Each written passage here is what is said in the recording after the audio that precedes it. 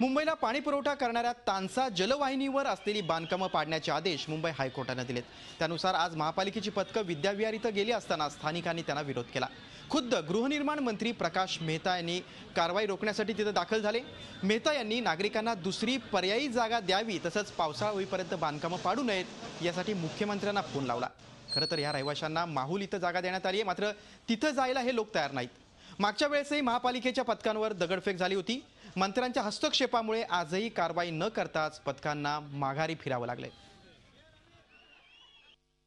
माननीय मुख्यमंत्र्यांना विनंती केली की अजून चर्चा चालू आहे आणि पावसाळा सुरू झालाय आणि पावसाळ्यात असेही आपण कुठल्याही झोपडपट्टी तोडत नाही, तर आपण कृपया म्युनिसिपल कमिशनरशी बोलून याला स्थगित करावं।